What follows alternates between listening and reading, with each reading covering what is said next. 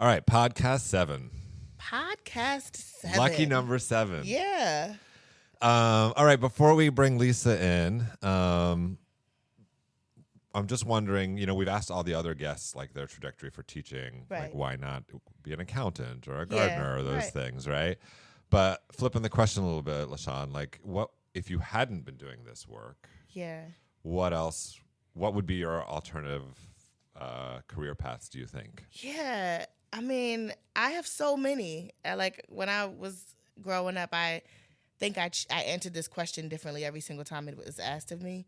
But I think at one point I seriously considered like being a writer, like locking myself in a cabin sometime for extended periods of time. And Like just Thoreau or Yes, Emerson. Yeah. Literally. Yeah. Like just writing. Uh-huh. And I think that if teaching hadn't come along, I probably, and maybe even still at some point in my life, find like a cabin in the woods somewhere and just write. I have no clue what about, but I think I would take a shot at it. Well, having no clue hasn't stopped us, given that we're doing this Exactly. podcast. I think that actually means it could actually work, right? I was sure you were going to say music. Oh, really? Yeah. Didn't you think about pursuing a career in music? I did. I have a music minor. I did music for a really long time. I think that I learned really quickly about what a career in music really would look like. And while I do it for enjoyment, I would want that to be my outlet for enjoyment versus like the thing that I do for, work and things like that. So music would be my outlet, but not my career. I was hoping you were going to say music because then I was going to ask you to sing a little bit. I think I knew on that. On the podcast. That was good. I dodged that one. That was great. What about you, Mike? It's interesting. I just yesterday got a envelope from my aunt. Okay. And in it, she was going through her old files, and I opened it up, and there was a newspaper clipping from my hometown newspaper when I was a senior. No way. Uh-huh. And it says, Mike Chalupa, destined for work in publishing. No way. Because in my yearbook said I was going to, go to college to learn how to become an international publisher. I don't even know what that was. I knew I liked traveling and I knew I liked books, so I made up a thing. But what strikes me is, maybe we're just destined to work together, because when this doesn't work, then you can go to the cabin in the woods and write, and I can be your publisher. Yikes. Here we go. It's destiny. Welcome to the Flipped Podcast. Or Flip Ed. However you hear it, this is a place for joy and dreaming of education. In each episode, you will hear from educators with an idea, a vision, a revolutionary thought that could flip a switch and change schools for our changed world. I'm LaShawn. I'm Mike. Welcome to Flipped. Welcome to Flip Ed.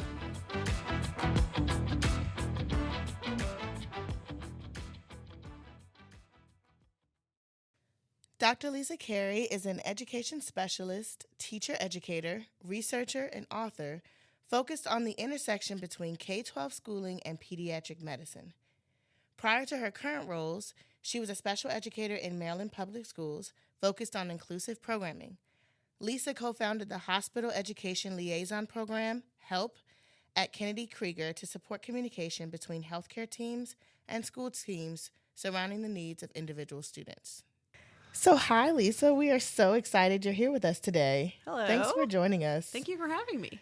So before we, dive into your life as an educator and the work that you do, tell us a little bit about who you are. What are some of the things that you enjoy? What makes you you? Oh, no. No, cue the existential crisis that Yes. happens every time someone asks me about myself. Go. So I guess outside of doing educational stuff, Yeah. I really love to read and collect books, much to the chagrin of my husband, who has to constantly build bookshelves to keep up with the need. My dream is to eventually live in a library. There we go. So I read a lot, all genres, just across the board, constantly. Usually have 3 books going at once. I firmly believe that they should be in all 3 media forms going at once. So I have a physical book, an ebook, and an audiobook. That way, no matter the circumstance, I'm prepared.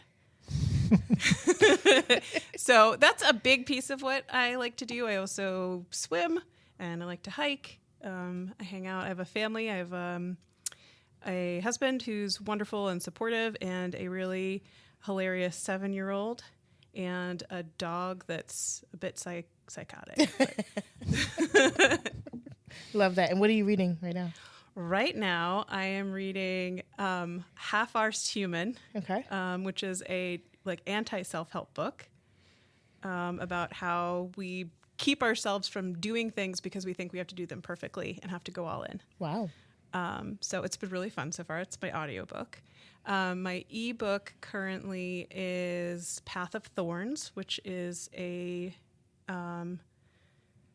fantasy book by A.G. Slater. And then the physical book I'm reading is another book by A.G. Slater, which is The Crimson Road. Wow. So I'm dual reading those because they actually intertwine. That's amazing. I don't think my brain could allow me to follow 3 different readings at once. So that's a cool superpower. So just tell us a little bit about your origin story as an educator. Okay, so I really love comics and superheroes. So now I'm like, oh, is this a villain origin story or a superhero origin story? So I got started in education right after college. I wanted to be a social studies teacher. I was a history major. I needed a day job while I got my master's in teaching at Goucher College. So my friend hooked me up with a job at Kennedy Krieger teaching swimming, because I was a certified swim instructor, and wound up really loving the world of special education. So I wound up dual certifying. And then after a year at one of the Kennedy Krieger schools, I then was recruited into Baltimore County Public Schools. So I taught there for several years at Newtown High School, go Titans. And then my husband and I moved to St. Mary's County for a while, and I taught at Spring Ridge Middle School. And so the whole time I was doing special education, but with a focus on inclusive practices. And then I was looking for my next step and found this new fellowship that was going on at Kennedy Krieger and Johns Hopkins, and wound up moving back to Baltimore to do a 1-year fellowship where I got to, with Hopkins neurologists and neuropsychologists at Kennedy Krieger and behavioral psychologists and special ed and disability rights attorneys, study all those different interwebbed fields. Right. So I did that for a year, and then they couldn't get rid of me, so I've been at Kennedy Krieger ever since.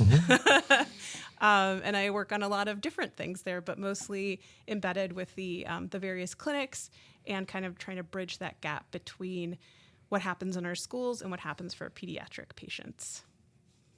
How did you know you wanted to be a teacher and not a gardener or a... So by senior year of college, I had decided on 3 potential paths.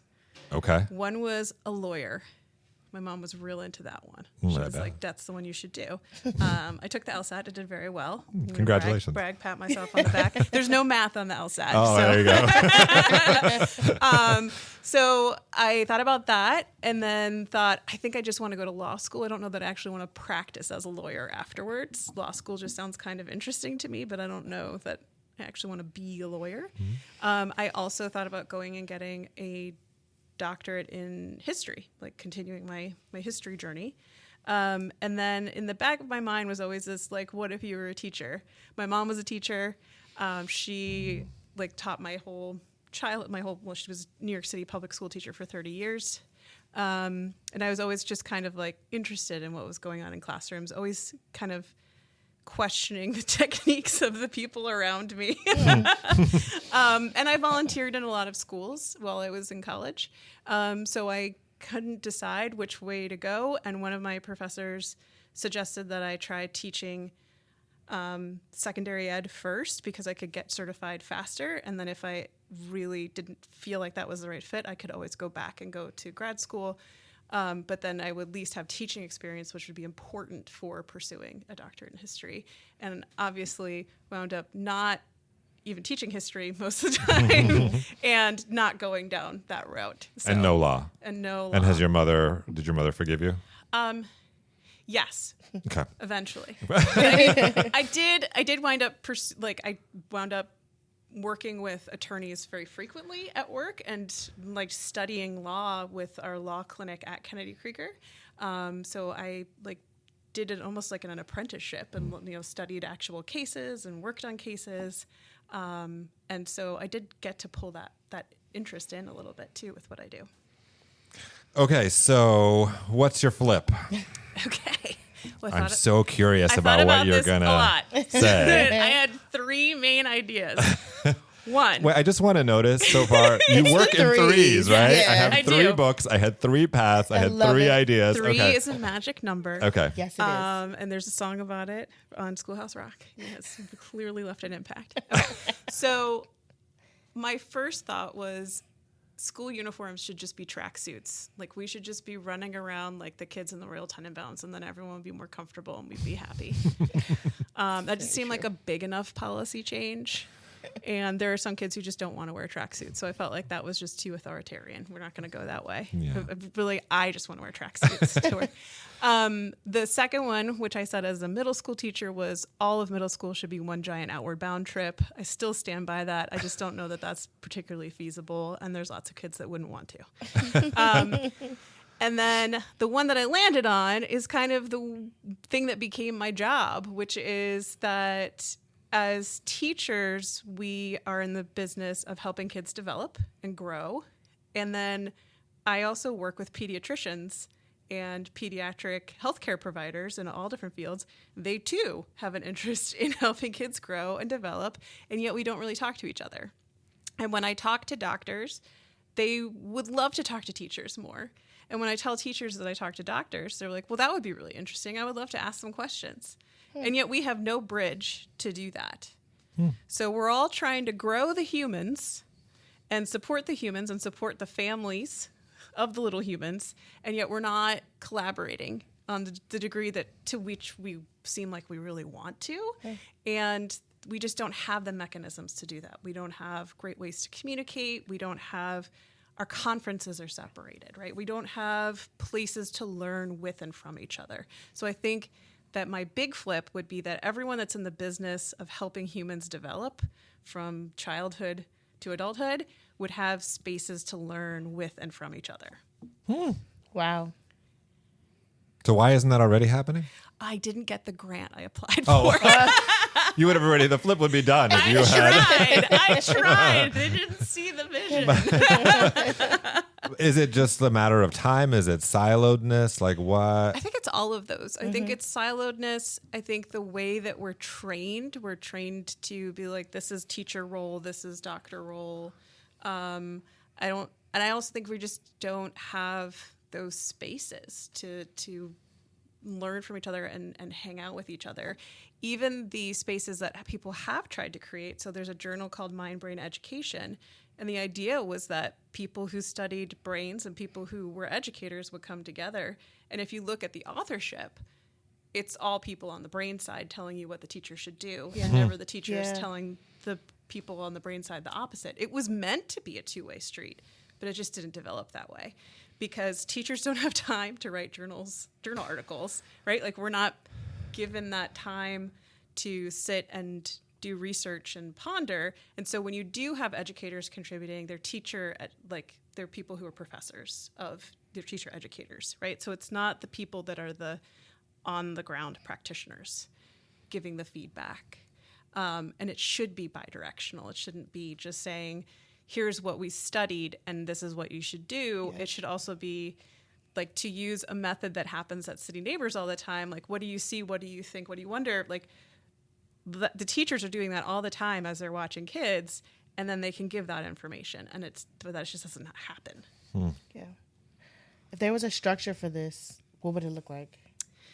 I feel like you'd have to have a lot of different avenues for people to connect. Yeah. And I think 10 years ago, I would have said social media would be my starting point, but not right now.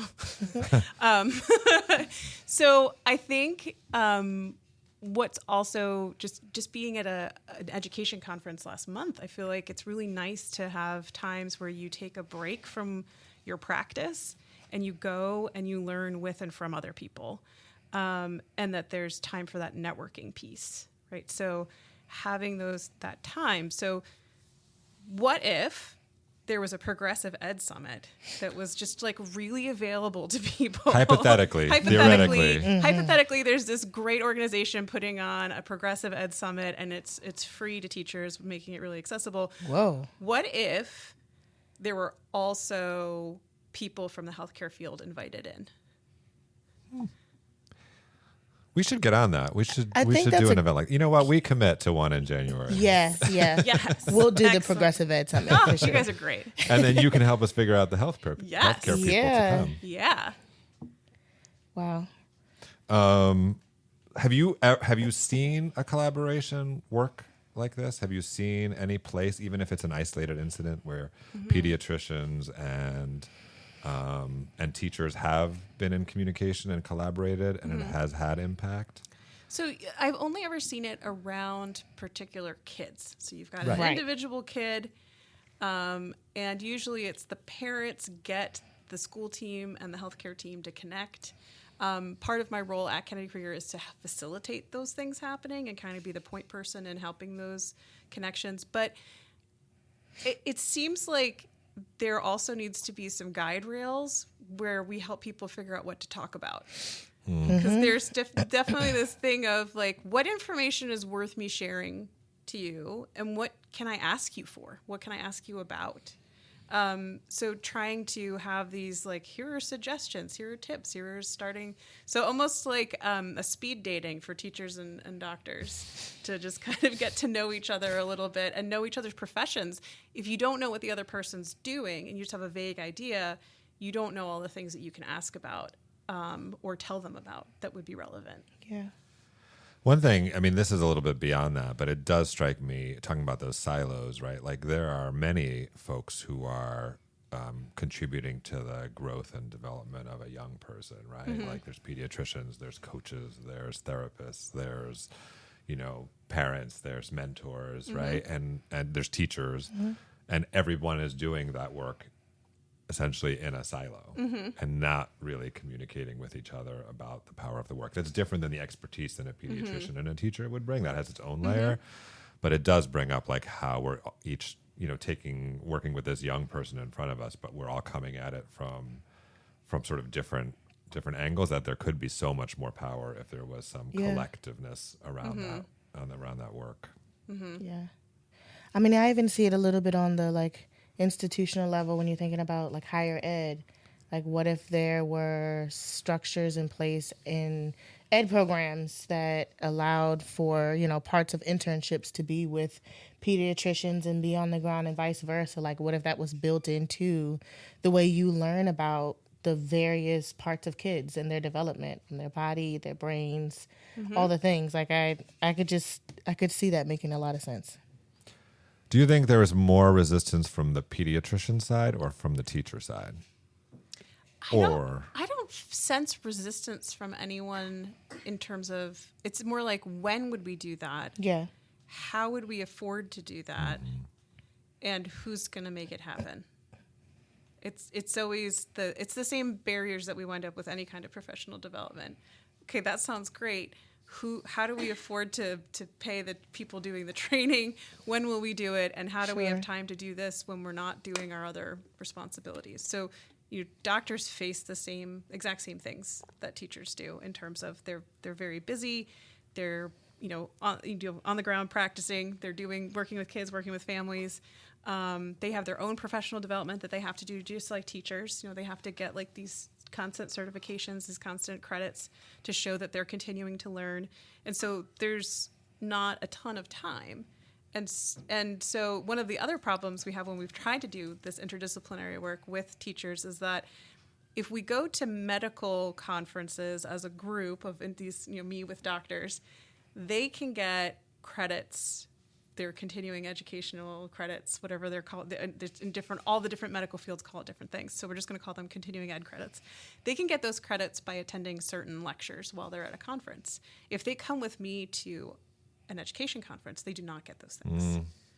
And vice versa, right? So you're not getting the contact hours or whatever hours you're trying to get if you're an educator by going to a medical training, right? No one's going to be like, oh, well, clearly you've invested time in your professional knowledge by going and going to a training about neurodevelopment, because that's not the specific reading course that you were expected to take. Even though that neurodevelopment course might have been about how reading works in the brain, right? So there are systematic barriers too, where we're just not leveraging the possibilities as well as we could be. Gotcha. So if you had gotten this grant and it started to work and there were these collaborations happening, even on a small scale between pediatricians and teachers, what do you think would ultimately be the impact for children? Like why this effort? So I think one of the biggest things that drew me in was that when I started my fellowship, and I was going around to different clinics at Kennedy Krieger, I was like, wow, if I had just known that. Like, it was never like big things. It was just like, right, because your brain is in your body. So if you're not feeling well, your brain doesn't work as well. And I'm interested in the brain working. That's my job, helping you with the brain work, right? So just really simple things like that. And whenever I'm doing a training, and I always start with like, just remember your brain is in your body. I'd say 75% of the people, they're like, right. Right? Because we don't talk about it like that. We're not trained as educators to think about bodies at all. Right. We're just, we talk a lot about like trying not to think about the mind as a black box that we're just dumping info into. So we're thinking more holistically, and then we're not, but are we? We're thinking about like the way that they talk and behave and show us what they know, but we're not thinking about them actually holistically. Right. So I think that piece, I think understanding development more makes a lot of sense. And then on the medical side, if you're trying to gauge whether or not a kid is developing in it, like, or we need to ask for intervention or not, you need to understand what there is being expected of them. And it's pretty much a like vaguely like divisions in third grade, right? Like it's not because there's not that constant communication. I get emails constantly because I'm actually a person that people can reach out to on the medical side, where they'll say, hey, this parent said that the kid was struggling with this. Is that a skill they should even be working on in this grade? And then I'll send them back the curriculum, be like, yes, here, see, it's highlighted. This is what they are. They are saying that, like the parent's not having these expectations that are, above and beyond. They are talking about grade level work. And that's just stuff that they don't necessarily know because that's not their professional wheelhouse. Right. So if I am last question, and then I have a question that's a little off topic. So if I am an educator who is sort of lit up by this idea, I actually do want to be able to connect with the pediatrician. Maybe it's around a particular student, or it's just in general. I want more information about how the body and how it works and how that impacts my first grade class, right? And you haven't gotten this grant yet. Like, where is there a starting point? Yeah. Is there something I can do as an individual or as a school leader? Like, is there any starting point for it, or do we need to wait for some structural shifts to happen? Yeah, so I would say that one of the starting points would be to just start reading books that aren't targeted at teachers, right? Like books that are just about development that might be more geared toward people who are practicing in the medical profession, not pop science stuff, because there's usually a lot of inaccuracies there. Something with lots of citations, right? So that you can go back and check, not just if it says research shows and then there's no citation, that's a red flag. So reading those things, I have to say, like the first time when I started that fellowship and I had to sit down and read a journal article that was outside of my field, I was Googling every third word. Right. So there's a steep learning curve. Sure. And that's the same thing for doctors trying to learn about education. We don't use the same language. And sometimes we're talking about the same thing and using 3 different words. And no one even 3 different words. Yeah, 3 different words. 3. Yep. Okay. Sorry. Go ahead. Now I'm getting self-conscious. No. Don't. So yeah, I think it's that we're using all these different terms. We're not connecting in that way. So we've made our fields inaccessible to each other. So I think the first thing is to break that down just by being like, I'm going to learn these words. I'm going to figure out what this means. I think the other piece would be if you do have a student in your class who is struggling and you talk to their parents and you find out like they're in therapy or they're followed for a chronic health condition or like anything, or they're like doing occupational therapy for something, ask the parent, is it okay if I talk to that provider just to learn more about what I could be doing in the classroom? You need releases to do that. I'm also Sure. We have there's HIPAA on the medical side and FERPA on the education side. Make sure you get your releases signed. But if the parent's okay with that, that's a great learning opportunity. And that's one that generalizes to learning just skills in general and knowledge in general. So just asking, can I talk to this person? I think what's lovely about that, in addition to what you can learn from that conversation, is if I'm a parent and the teacher cares enough and is interested enough to say, I want to learn more about how I can support, can I connect with the person? It also just, there's a communication of how much that means and care about the kid, about the student as well. Yeah. So, yeah. So, I think those are the two places to start. Great. Anything else, LaShawn, before we... I mean, this is incredible. Like, I'm sort of, my mind is wheeling about it. Like, what would that look like? It also makes me think about just like the value of both professions, right? And how doctors are instantly seen as experts, and how there are times when teachers aren't in the same way. And I just wonder if like leveraging the relationship between pediatricians and teachers may help to change the way the value of the teacher as an expert shows up in different spaces. So it's kind of cool. We can't let you go unless we ask you. You are now a published author, Lisa Carey. Yes. So will you just plug your book? We're sitting with a published author. I know, we've made it. I know, this is big time. Will you just give a little plug for your book? I forgot the title. Executive. Supporting student executive function, There you I go. think is the title. Yeah. We went through a bunch of different iterations, and I keep blanking. Supporting student executive functions, insights and strategies for educators. Thank you for holding that up, Justin. And also thank you to my co-author Alexis Reed. You can edit out the part where I'm like, I don't remember the title of my own book. We might not. It's kind of funny. Yeah, it's kind of funny. But the good thing is, like, following your pattern, you've got 2 more books coming out, right? For a total of 3. So let us know. I mean, when those I also come have to then reach out to other genres. So there's got to be like a Yeah. fiction Yes. book.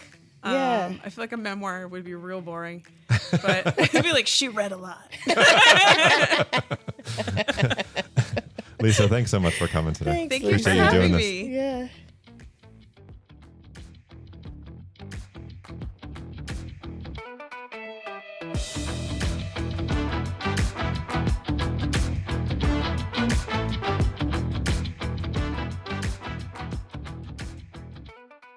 Well, that was great. Yeah.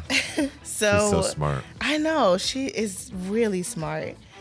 So what are you taking away from this? I think a couple of things. One is it's surprisingly simple, but it's Yeah. also somewhat groundbreaking, this sort of collaboration between pediatricians and teachers. Yeah. And so there's some sort of flip in my head about that. Yeah. It also just calls up the fact of how many folks are really touching and helping kids grow, Yeah. and how the more we can build the connections and the tethers between them, the more powerful it will be for kids. Yeah. And then, of course, like the reading 3 books at a time thing, but that's a separate thing. I'm telling you, that is really impressive. It's really impressive. How about you? Yeah, I'm in the same space of like, wow, so simple. I kind of had a moment of like, yeah, why isn't this a thing? And why isn't it widespread? And it's 2025. Like, why haven't we figured out how to take these 2 very crucial roles and career paths that both have the same sort of end goal, which is to enhance and develop kids and figure out how we can work succinctly. So I'm sitting in that space of like very simple, very transformative, very necessary. Mm-hmm. Well, she's probably going to get that big grant, and then she'll fix it all for us. Oh my gosh, I can't wait.